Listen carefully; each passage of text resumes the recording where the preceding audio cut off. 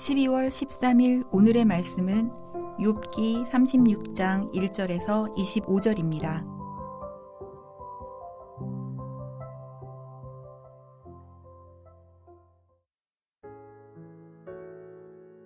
엘리후가 말을 이어 이르되 나를 잠깐 용납하라. 내가 그대에게 보이리니 이는 내가 하나님을 위하여 아직도 할 말이 있음이라. 내가 먼 데서 지식을 얻고 나를 지으신 이에게 의를 돌려보내리라. 진실로 내 말은 거짓이 아니라 온전한 지식을 가진 이가 그대와 함께 있느니라.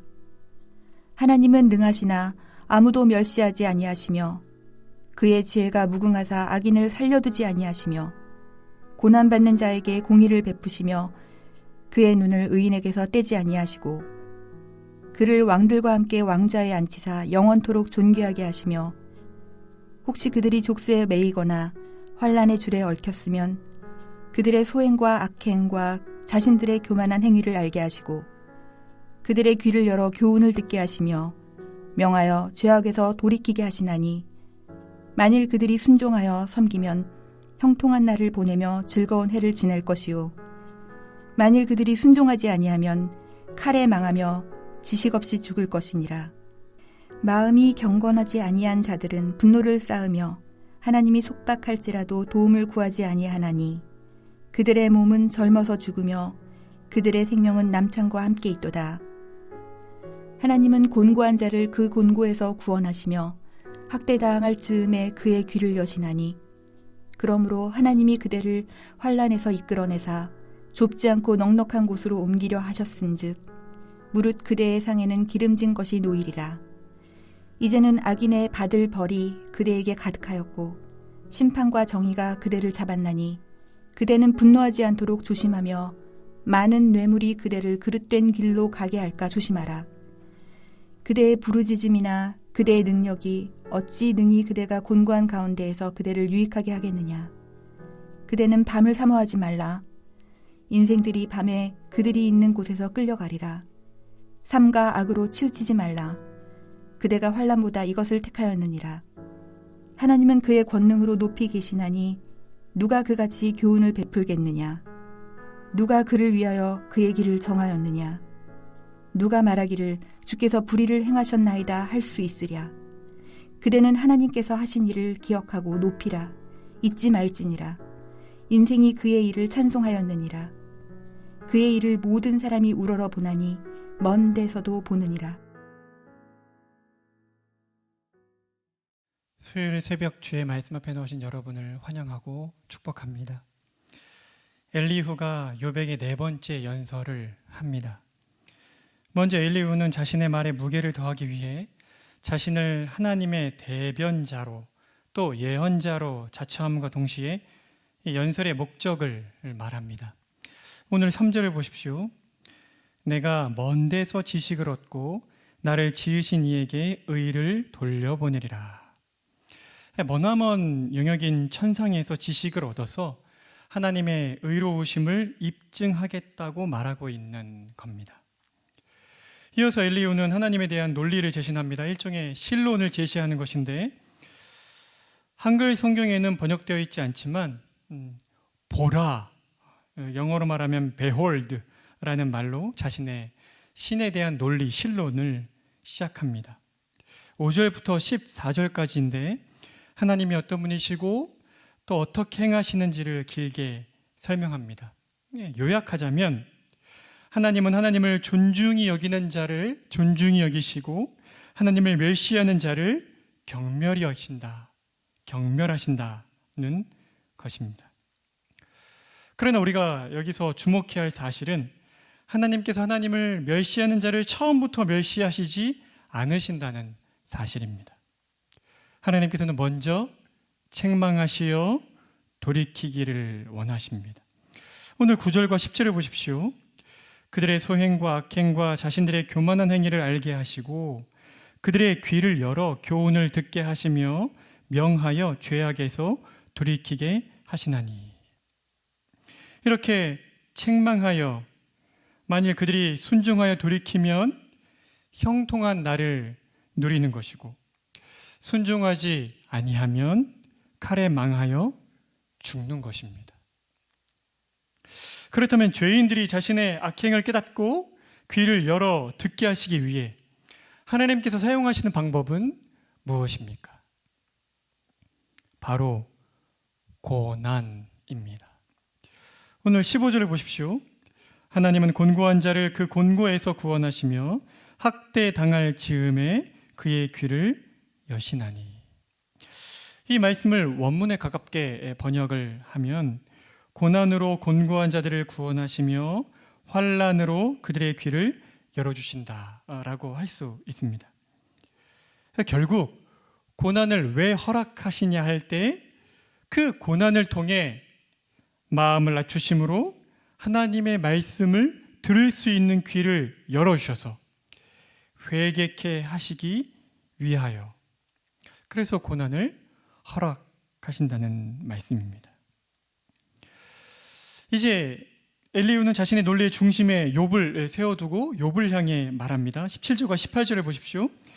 이제는 악인의 벌을 받을 벌이 그대에게 가득하였고 심판과 정의가 그대를 잡았나니 그대는 분노하지 않도록 조심하며 많은 뇌물이 그대를 그릇된 길로 가게 할까 조심하라.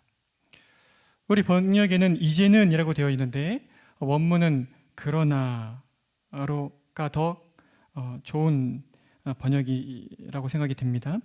그러나 심판과 정의가 그대를 잡았다라는 말입니다. 왜 심판과 정의가 욥을 잡습니까?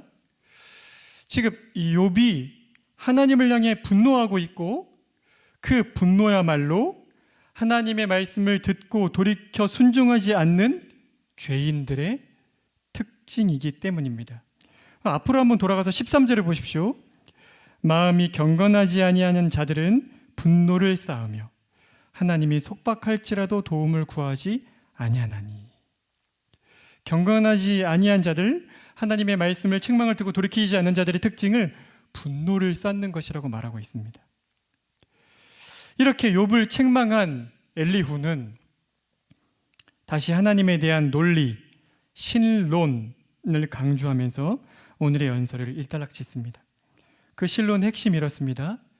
하나님은 높이 계신 분으로 한낱 피조물인 너가 감히 불의하시다라고 말할 수 있는 분이 아니시다.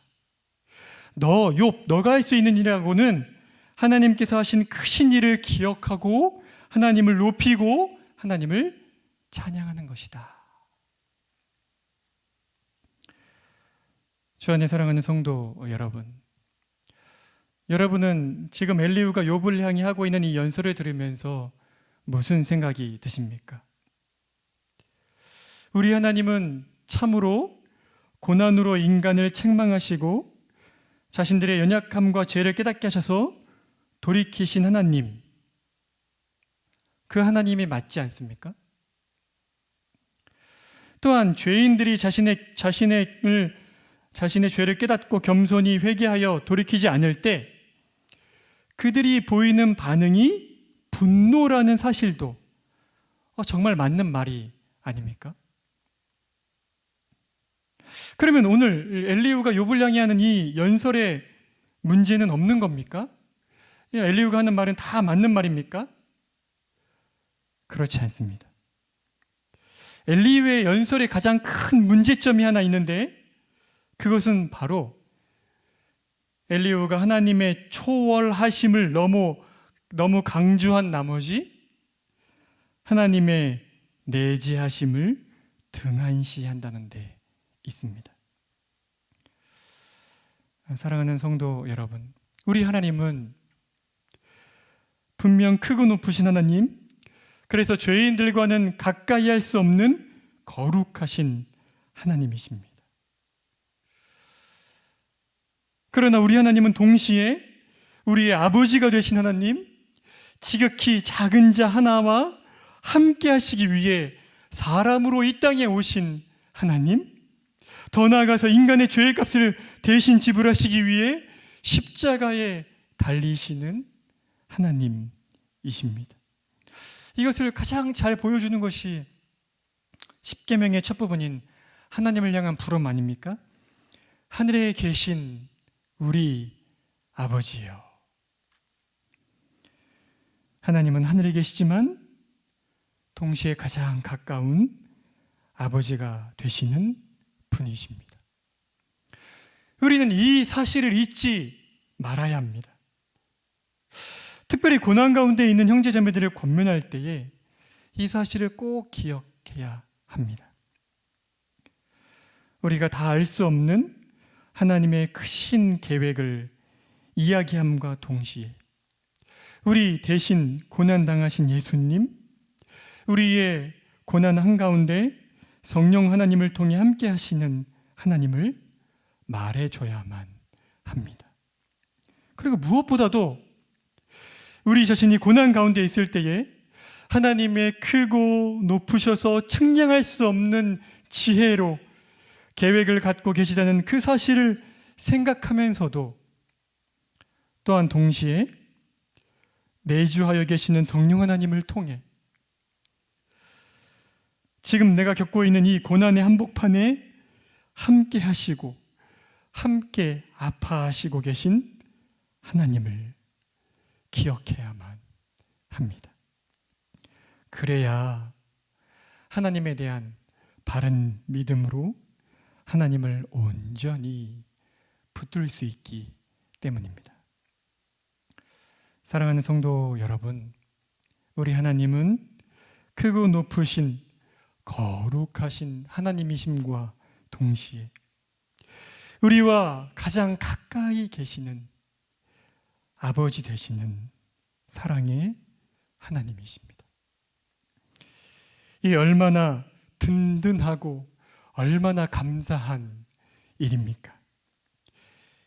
언제나 이 은혜를 잊지 말고 하나님을 지극히 높이며 경외하며 경배함과 동시에 아버지 되시는 하나님 앞에 우리의 아픔과 고통을 끌어안고 가서 아버지 하나님의 이름을 부르며 떼를 쓰며 울부짖을 수 있는 그런 하나님의 사랑받는 자녀의 삶을 여러분이 사시기를 간곡히 부탁을 드립니다.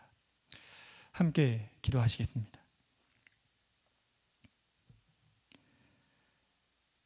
지극히 크고 높으신 하나님, 그러나 동시에 아버지와 같이 가장 가까이 계시는 낮은 곳에 함께 하시는 하나님,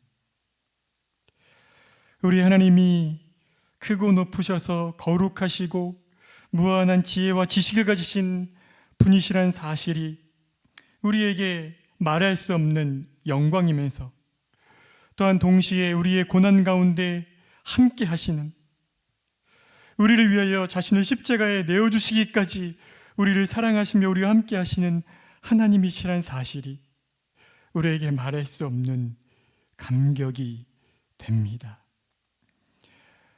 하늘에 계신 하나님이시면서 동시에 가장 가까운 우리의 아버지시란 사실을 잊지 아니하고 하나님을 높이고 찬양하며 경외하며 경배할 뿐만 아니라 하나님께 자녀가 아버지 앞에 자신의 어려움을 토로하듯이 그렇게 우리의 고통을, 우리의 아픔을 토로하며 부르짖으며 기도하는 아버지의 자녀의 삶을 사는 저희가 될 수 있도록 은혜를 베풀어 주시기를 원합니다.